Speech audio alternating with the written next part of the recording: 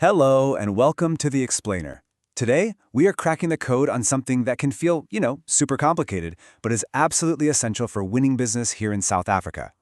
We're going to be talking all about the world of procurement, RFIs, RFQs, RFPs, and tenders. So, have you ever stared at a business opportunity and just felt your head spin trying to figure out the difference between all these acronyms? Trust me, you are not alone. It can seriously feel like this exclusive language that's designed to keep you out. But that's exactly what we're going to fix right now. Because here's the secret. Getting these terms right isn't just about sounding smart. It's about responding in the right way. It is the first crucial step to actually improving your chances of winning those big contracts, whether they're with government or corporate clients.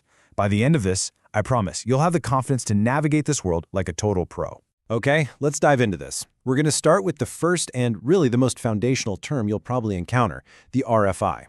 Think of this as the very beginning of the whole conversation. A request for information, or RFI. It's pretty much exactly what it sounds like. The buyer, at this point, isn't ready to buy anything yet.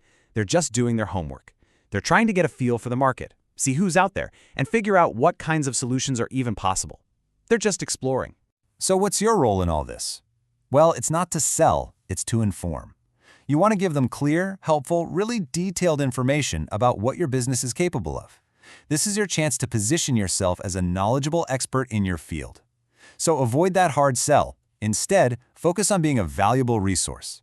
That's how you get on their radar for when they are ready to buy. All right, next up are the two terms that cause the most confusion out there, RFQ and RFP. And let me tell you, getting this distinction right is a massive strategic advantage. Okay, so the core difference between them is actually very simple when you boil it down. An RFQ, a request for quotation, is all about the price. The buyer knows exactly what they want, say 100 laptops with very specific specs, and they're just shopping for the best cost. An RFP, a request for proposal, is all about the solution. The buyer has a bigger problem, like, hey, we need to improve our team's remote productivity, and they need you to propose how you'd solve it. See the difference? And that difference completely changes how you need to respond. For an RFQ, you keep it simple. A clear, professional quote with your best price and your delivery times. Easy. But for an RFP, that's when you bring out the big guns. This is where you have to present a detailed, structured proposal that really showcases your methods, your timelines, and your unique expertise. It's about proving you offer the best value, not just the lowest price. Okay, now for the main event in the procurement world, especially when you're dealing with government or huge corporations, the tender. This is where the competition gets really serious. You see, tenders are the most structured and formal process of them all. They're usually advertised publicly, which is great because it's meant to ensure fairness and give every qualifying business a fair shot.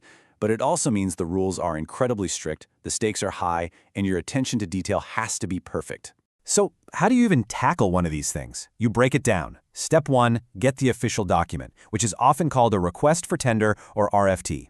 Step 2, and listen, this is absolutely non-negotiable. Make sure you are 100% compliant with every single requirement. We're talking tax clearance, BBBE status, CSD registration. One missing document can get you disqualified immediately.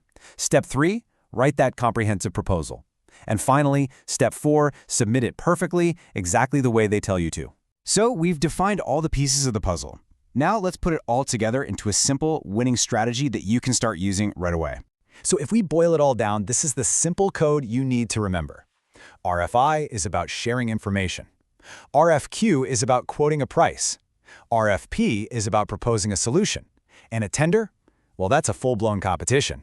Just knowing which game you're playing is half the battle. And you know what? Here's probably the single most valuable piece of advice.